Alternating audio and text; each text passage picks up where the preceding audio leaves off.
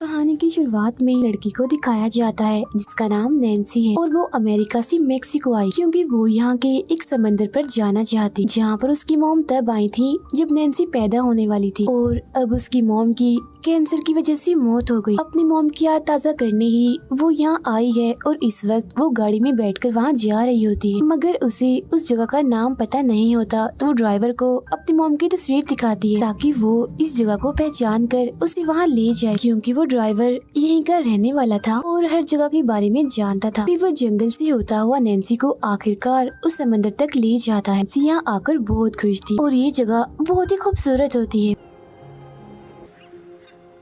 Driver Nancy से पूछता है तुम वापस कैसे जाओ, जिस पर वो कहती है मैं कोई गाड़ी लेकर चली जाऊंगी और वो उसका शुक्रिया अदा करती है क्योंकि वो ही उसे यहाँ तक लाया था। जिसके बाद वो यहाँ से चला जाता है। ये जगह पूरी तरह सुनसान थी। नैन्सी के अलावा वहाँ समंदर में बस दो ही लोग थे जो सर्फिंग कर रहे। सर्फिंग यानी बोट के जरिए समंदर की ऊंची ऊंची लहरों पर चलना, एंजॉय करना। क्योंकि वो भी यहाँ पर सर्फिंग करने आई थी इसीलिए वो अपना सर्फ बोर्ड लेकर पानी में चली जाती है। सर्फिंग करने के लिए ऊंची ऊंची लहरों का इंतजार करना होता है और जब नैन्सी इंतजार कर रही थी तो वो दो लड़के जो समंदर में थे उससे बात करने की कोशिश करते हैं। नैन्सी उन्हें अपने बारे में बताने लगती है कि मैं अमेरिका से हूँ। वो कहते हैं ओह वाओ अच्छी बात है, बट अमेरिकन यहाँ बहुत कमाते हैं। वो उनसे कहती है यहाँ पर कुछ ऐसा है जो मुझे पता होना चाहिए, तो मुझे उसके बारे में बता दो। वो कहते हैं कि समंदर में दो चट्टानें ऐसी हैं जो दिन में एक बार पूरी तरह से पानी में डूब जाती हैं, क्योंकि ऐसा तब होता है जब पानी का लेवल बढ़ता है। अब यहाँ देखते ही देखते समंदर में बड़ी बड़ी ऊंची लहरें आना शुरू हो जाती, जहाँ ये तीनों भी समंदर की लहरों के साथ सर्फिंग करने लगते हैं। तीनों को काफी मजा आ रहा था। फिर वो अपनी बहन को अमेरिका वीडियो कॉल करती है और जब वो बात कर रही थी तो तब उसकी बहन से उसके डैड फोन ले लेते हैं। वो नैन्सी को कहते हैं मेरी बेटी प्लीज वापस आ जाओ और अपनी मेडिकल की पढ़ाई जो तुमने अधूरा छोड़ दिया है उसे पूरा करो। लेकिन वो ऐसा करना नहीं चाहती क्योंकि उसने मेडिकल की पढ़ाई हमेशा के लिए छोड़ दी है, क्योंकि उसकी मॉम की कैंसर की वजह से मौत हुई थी। तो उसका तभी से मेडिकल से एतबार उठ गया है और वो काफी टूट भी गई है। तब से उसकी डैड उसे समझाते हैं कि अगर तुम पढ़ाई छोड़ने की वजह अपनी मॉम को बना रही हो तो ये सरासर गलत है, क्योंकि तुम्हारी मॉम बहादुर थी, हिम्मत वाली थी। नैन्सी कहती है देखिए फिर भी वो मैं छोड़ के चली गई ना, लेकिन डैड आप फिक्र मत कीजिए, मैं बहुत जल्द आपसे मिलने आऊंगी। डैड पूछते हैं कब? हम तो आपको बहुत याद कर रहे हैं बेटा। जिस पर वो जवाब देती है मुझे नहीं पता, बस मैं आ जाऊं, क्योंकि दरअसल वो यहाँ पर जज्बाती हो गई थी। फिर वो अपना फोन काट कर दोबारा से सर्फिंग करने चली जाती। तभी उसे महसूस होता है कि पानी में कुछ है और फौरन ही तब डॉल्फिन्स पानी से निकल कर बाहर आती है। नैन्सी को वो बहुत ही प्यारी लग रही थी, इसीलिए वो उनका पीछा करते करते समंदर के और अंदर आ जाती है। वो देखती है कि यहाँ एक काफी बड़ी व्हेल मछली है जो मरी हुई है और उसके ऊपर बहुत सारे परिंदे बैठे हुए। पर अब यहाँ लहर एक बार फिर से आ जाती है, जहाँ नैन्सी एक बार फिर सर्फिंग करने लगती है, मगर तभी अचानक से उसके बोट से कोई चीज टकरा जाती है, जिससे वो कंट्रोल से बाहर होकर समंदर के काफी नीचे जाके गिरती है। उसका बोट भी उससे अलग हो चुका। फिर वो जैसे तैसे करके ऊपर आती है और फौरन अपनी बोट को पकड़ लेती है। फिर जैसे ही वो उसके ऊपर चढ़ती है पानी में से कोई चीज उस पर हमला कर देती है और अपनी तरफ खींचने लगती है, जिससे पानी में चारों तरफ बस खून ही खून दिखाई दे रहा था। मगर फिर भी वो जैसे तैसे करके पानी से बाहर आ ही जाती है और तैरकर व्हेल मछली की तरफ जाने लगती है, क्योंकि नैन्सी के सबसे करीब वही किनारे पर वो जा नहीं सकती क्योंकि वो बहुत दूर है। जब वो व्हेल मछली की तरफ जा रही थी तो पानी में वो चीज भी उसका पीछा कर रही होती है, जो और कुछ नहीं बल्कि एक शार्क थी। मगर इससे पहले वो उसके पास पहुँचती, नैन्सी व्हेल मछली के पास पहुँचकर उसके ऊपर चढ़ जाती है। शार्क ने नैन्सी की टांग को काफी जख्मी कर दिया था, जिससे खून निकल रहा था। वो किसी तरह दर्द सहकर अपनी टांग को बांध लेती है ताकि उसका खून रुक जाए। यहाँ वो दो लड़की जो नैन्सी के साथ सर्फिंग कर रही थी वो वापस जा रहे होते। व्हेल मछली पर खड़ी होकर नैन्सी उन्हें हाथ हिलाती है, अपनी मदद के लिए रोकती है, आवाज लगाती है, लेकिन वो उसकी तरफ देखती तक नहीं है क्योंकि वो उससे काफी दूर थे, इसीलिए उसकी आवाज वो नहीं सुन पा रही थी। और फिर गाड़ी लेकर वो यहाँ से चले जाते हैं और अब नैन्सी एक सुनसान जगह पर समंदर के बिल्कुल बीचों बीच एक मरी हुई व्हेल मछली के ऊपर फंस चुकी। वो पानी में भी नहीं जा सकती क्योंकि वो शार्क उसे मार देगी। यहाँ पर और कोई भी नहीं था जो उसकी मदद करता। नैन्सी अपने चारों तरफ देखती है, जहाँ एक जगह उसे चट्टानें दिखती हैं जो पानी से थोड़ा सा ऊपर निकली होती हैं, और दूसरी तरफ एक बॉय था जिसे रेड सिग्नल भी कहा जाता है, जिसे पानी में इसलिए लगाया जाता है ताकि पानी का लेवल पता चल सके और इमरजेंसी की सूरत में ये जान बचाने के काम आए। वो नीचे मजबूत जंजीरों से बंधा होता है और फिर तभी वो देखती है कि शार्क दोबारा से उसकी तरफ ही बड़ी चली आ रही है, और फिर तभी अचानक से वो उस व्हेल मछली को टक्कर मार देती है जिस पर नैन्सी थी, जिस वजह से वो पानी में गिर जाती है क्योंकि वो दरअसल नैन्सी को मारना चाहती है। अब नैन्सी उस तरफ जल्दी से तैरना शुरू करती है जिस तरफ चट्टानों के पत्थर हैं, जहाँ वो शार्क भी उसका पीछा करने लगती है, मगर इससे पहले वो उस तक पहुँचती नैन्सी जल्दी से पत्थर के ऊपर चढ़ जाती। इस पत्थर पर एक परिंदा भी था जो व्हेल मछली की टक्कर से जख्मी हो गया था, क्योंकि वो भी व्हेल मछली के ऊपर ही बैठा हुआ था जब शार्क ने टक्कर मारी थी। उसके पंख पर चोट लगी हुई है तो वो उड़ नहीं सकता। इस तरह से अब नैन्सी और वो परिंदा इस पत्थर पर फंस गए। शार्क के काटने की वजह से नैन्सी की टांग की चोट काफी बुरी तरह से फट जाती है,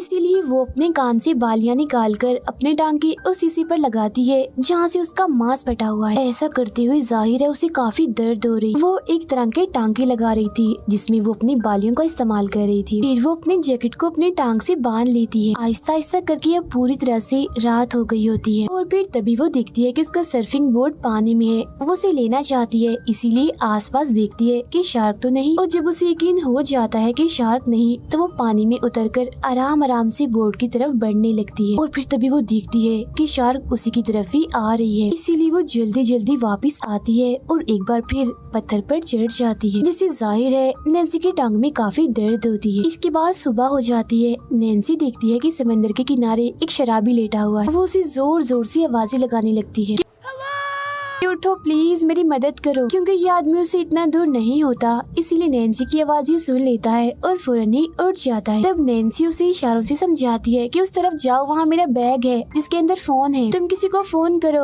और मदद के लिए बुलाओ। उस आदमी को नैन्सी का बैग मिल तो जाता है, मगर वो शराबी था, इसीलिए उसके पैसे और मोबाइल अपनी जेब में डालकर बैग लटकाकर यहाँ से वो जाने लगता है। तभी उस आदमी की नजर पानी में तैरते नैन्सी के सर्फिंग बोर्ड पर जाती है, जिससे उसे और लालच आ जाता है। वो सोचता है कि मैं इसे भी चुरा कर अपने साथ ले जाता हूँ, इसे बेचकर कुछ पैसे आ जाएंगे। इसीलिए वो फौरन पानी में जाता है और जल्दी सर्फिंग बोर्ड तक पहुँच भी जाता है। मगर जब वो उसे लेकर आ रहा था तो शार्क उस पर हमला कर देती है और उसे जान से मारकर खा जाती है। अब यहाँ नैन्सी के पास बस 6 घंटे हैं, क्योंकि 6 घंटों के बाद समंदर का लेवल बढ़ जाएगा, और जिस पत्थर पर सहारा लेकर नैन्सी ने खुद को बचाया हुआ है वो भी पानी में डूब जाएगा, और तब उसके पास शार्क से बचने का कोई रास्ता नहीं होगा। लेकिन उसकी किस्मत अच्छी थी, क्योंकि यहाँ वही 2 लड़के दोबारा से आ जाते हैं जिन्होंने नैन्सी के साथ सर्फिंग की थी, और वो पानी में उसी की तरफ ही आ रहे थे। नैन्सी चिल्ला चिल्लाकर उन्हें कह रही होती है कि जाओ यहाँ से, यहाँ मत आओ, पानी में शार्क है। जिस पर वो कहते हैं अरे नहीं नहीं, फिक्र मत करो, पानी में कोई शार्क नहीं है। और फिर तभी उनमें से एक पर शार्क हमला कर देती है। उसे मुंह में दबाकर नीचे पानी में ले जाती है। ये देख दूसरा लड़का काफी डर जाता है और अपनी जान बचाने के लिए जल्दी जल्दी नैन्सी की तरफ बढ़ने लगता है, क्योंकि कैसे भी करके उसे पत्थर तक पहुंचना है। जल्दी वो पत्थर तक पहुंच जाता है। नैन्सी उसे ऊपर खींच ही रही थी कि तभी अचानक शार्क नीचे से उस पर हमला कर देती है और खींचकर उसे भी अपने साथ पानी में ले जाती है। और इस तरह से एक उम्मीद जो कुछ वक्त पहले नैन्सी को नजर आई थी वो पूरी तरह से खत्म हो जाती, और अब बस उसके पास सिर्फ आधा घंटा ही बचा था जिसके अंदर अंदर उसे यहाँ से निकलना था, क्योंकि इसके बाद पत्थर पानी में डूब जाए। नैन्सी पानी में शार्क को देख रही थी जो उसी के चारों तरफ चक्कर लगा रही थी। वो देखती है कि अगर मैं पानी में उतरती हूँ तो मेरे पास सिर्फ 30 सेकंड्स होंगे, क्योंकि 30 सेकंड्स के बाद शार्क मुझ तक पहुँच जाएगा। उसी पानी में एक हेलमेट दिखता है जिसके ऊपर एक कैमरा था, और ये उसी लड़के का था जिसे नैन्सी ऊपर खींच रही थी। अब वो पानी में उतरती है, मगर कैमरा उसके हाथ नहीं लगता क्योंकि वो उससे दूर जा चुका था। और तो शार्क उसके पास आकर पत्थर के ऊपर आने की कोशिश करती है, क्योंकि पत्थर के ऊपर थोड़ा थोड़ा सा पानी था, और इस वजह से नैन्सी पत्थर से नीचे पानी में गिर जाती। अब शार्क भी उस तक आना चाहती थी, मगर यहाँ नुकीले पत्थर और झाड़ियाँ थी जिसमें वो शार्क अटक जाती है, जिसका फायदा उठाकर नैन्सी वापस उस उसी पत्थर पर आ जाती है जहाँ वो पहले थी और वो अपने साथ हेलमेट लाने में भी कामयाब हो चुकी थी, जिस पर कैमरा था। कैमरा में वीडियो बनाने लगती है जिसमें वो कहती है कि यहाँ एक व्हेल मछली मरी हुई और पानी में शार्क है। शार्क ये समझ रही है कि मैं उसके खाने के बीच में आ गई हूँ, जब भी तो वो बार बार मुझ पर हमला कर रही है। इसके बाद नैन्सी अपने डैड और बहन के लिए भी मैसेज रिकॉर्ड करती है। वो कहती है मैंने कभी नहीं सोचा था कि मैं आप लोगों को इतना याद करूंगी, लेकिन हाँ, आप लोग मेरी फिक्र जरा भी मत करना, क्योंकि यहाँ मैं अकेली नहीं हूँ, बल्कि मेरे साथ मेरा एक छोटा सा साथी है। ये कहकर वो कैमरा में उस परिंदे को दिखाती है जिसके साथ है। आगे वो कहती है डैड, मैं उस बॉय यानी रेड सिग्नल तक पहुँचने की कोशिश जरूर करूंगी और चाहे कुछ भी हो जाए मैं लड़ना नहीं छोड़ूंगी, मैं हिम्मत से काम लूंगी। बिल्कुल वैसे ही जैसी मॉम करती थी और उन्होंने हमें भी ऐसे ही सिखाया था। जिसके बाद वो कैमरा को वापस से हेलमेट में लगाकर पानी में काफी दूर फेंक देती है ताकि ये हेलमेट किनारे तक पहुंच जाए और किसी को तो उसका ये मैसेज मिल जाए या फिर उसकी फैमिली को ही। अब परिंदे के पंख को नैन्सी ने बिल्कुल ठीक कर दिया था, मगर वो परिंदा अभी भी नहीं उड़ रहा था, इसीलिए वो उसे एक सर्फिंग बोर्ड पर रखकर पानी में बहा देती है ताकि वो किनारे तक पहुंच जाए। और अब नैन्सी के पास बस कुछ ही मिनट्स बचे। अगर उसे बचना है तो रेड सिग्नल तक पहुंचना होगा, लेकिन मुसीबत वो यहाँ से 1 मिनट की दूरी पर था और 30 सेकंड्स के अंदर अंदर तो वो शार्क उस तक पहुंच जाएगी।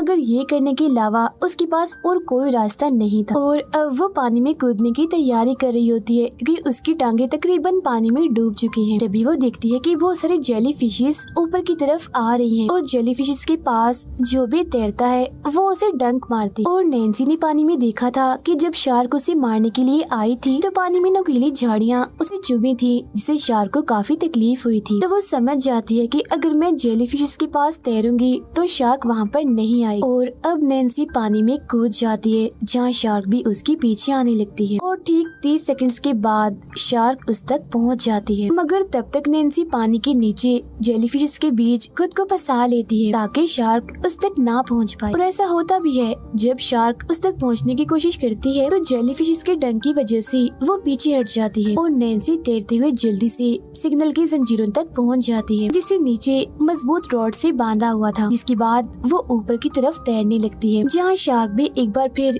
उसके पीछे पड़ जाती है। नैन्सी सिग्नल की सीढ़ियों तक पहुँच गई थी और जब वो जल्दी जल्दी ऊपर चढ़ रही थी तो सीढ़ी की एक रॉड टूट जाती है जिससे नैन्सी जाकर सीधा शार्क के ऊपर गिरती और वो टूटी हुई रॉड जो नैन्सी के हाथ में थी उससे वो शार्क पर हमला करके उसे काफी जख्मी कर देती है और जल्दी से दोबारा सिग्नल के ऊपर चढ़ जाती है। इस बात से शार्क को काफी गुस्सा आ गया था, वो बौखला जाती है, इसीलिए सिग्नल पर हमला कर देती है, जोर जोर से उसे टक्कर मारती। मगर नैन्सी को कुछ नहीं होता क्योंकि वो तो अब सिग्नल के ऊपर थी। अब नैन्सी की किस्मत एक बार फिर उसका साथ देती है क्योंकि पानी में उसे एक शिप दिखाई देती है। वो सिग्नल पर पड़ी एक फ्लेयर गन से उन्हें सिग्नल भेजती है आसमान की तरफ। उस फ्लेयर को चलाती है कि मैं यहाँ हूँ, अभी जिंदा हूँ, मगर कोई फायदा नहीं होता क्योंकि तब तक शिप मुड़ चुकी थी और वो उसकी छोड़ी फ्लेयर को भी नहीं देख पाते। और यहाँ शार्क भी लगातार सिग्नल को टक्कर मार कर उसे गिराने की कोशिश कर रही होती है क्योंकि उसके ऊपर नैन्सी थी इसलिए। तभी वो देखती है कि व्हेल मछली के आसपास बहुत सारा तेल है क्योंकि दरअसल मरी हुई व्हेल मछली के अंदर से तेल निकलता है। और जब शार्क तेल पर से होती हुई नैन्सी की तरफ बढ़ रही थी तो नैन्सी फ्लेयर गन तेल पर चलाती है जिससे वहाँ आग फैलती हुई शार्क को भी लग जाती है और उसका पूरा जिस्म जलने लगता है। मगर फिर पानी में जाने के बाद उसकी आग बुझ जाती है, लेकिन ऐसा होने से वो भड़क जाती है और जोरदार हमला वो सिग्नल पर करने लगती है। अपने दांतों से उसे पकड़कर नीचे पानी में गिरा देती है और अब नैन्सी भी पानी में, मगर खुद को बचाने के लिए वो सिग्नल पर बनी छोटी सी जगह में खुद को फंसा लेती है। लेकिन शार्क का गुस्सा इतना बढ़ गया था कि वो सिग्नल को अपने दांतों की मदद से नीचे खींचने लगती है। उसे कहीं कहीं से वो तोड़ भी देती है। तभी नैन्सी देखती है कि सिग्नल की जंजीर नीचे काफी मजबूत मोटी रॉड से बंधी हुई है, जो देख उसके दिमाग में एक आइडिया आता है। वो पानी में कूदकर जंजीर के उस हिस्से को खींचने लगती है जो सिग्नल के ऊपर वाले हिस्से से बंधी हुई है। ऐसा वो इसलिए कर रही थी क्योंकि उसके पेच ढीले हो चुके थे। यही शार्क का दांत भी सिग्नल के एक रॉड में अटक गया होता है और फिर बड़ी मुश्किल से नैन्सी जंजीर को खींचकर सिग्नल से अलग कर देती है। जंजीर काफी भारी थी इसीलिए वो उसे नीचे की तरफ खींचने लगती है। अब शार्क भी आजाद हो चुकी थी इसलिए वो भी नैन्सी का पीछा करने लगती है। नैन्सी बड़ी तेजी से नीचे की तरफ जा रही थी, इसके बिल्कुल पीछे शार्क भी थी, लेकिन इससे पहले नीचे बड़ी बड़ी रॉड से नैन्सी का जिस्म टकराता वो लोहे की जंजीर को छोड़ देती है और साइड पर हट जाती है, मगर शार्क इतनी जल्दी नहीं मुड़ पाती। इसीलिए लोहे की वो बड़ी बड़ी मजबूत रॉड्स शार्क के अंदर घुसकर उसके जिस्म के आर पार हो जाती हैं और इस तरह से इस खतरनाक खूंखार शार्क का खात्मा हो जाता है। इसके बाद हम देखते हैं कि नैन्सी समंदर के किनारे पहुंच गई है, जहां एक आदमी भी उसे बचाने के लिए पहुंच जाता है, क्योंकि जिस कैमरा में नैन्सी ने मैसेज रिकॉर्ड किया था वो किनारे तक पहुंच गया था और एक बच्चे को मिला था, जिसके बाद वो बच्चा ही अपने डैड को यहाँ तक बुलाकर ले आया। और इस तरह नैन्सी की बहादुरी और उसके ना हारने की जज्बे की वजह से वो इस मुश्किल घड़ी से निकल आती है। इसीलिए हमें भी हमेशा हिम्मत और जज्बे से काम लेना चाहिए, फिर चाहे हमारे ऊपर कितने ही मुश्किल हालात क्यों ना हो। इसी के साथ ये कहानी इधर ही खत्म हो जाती है।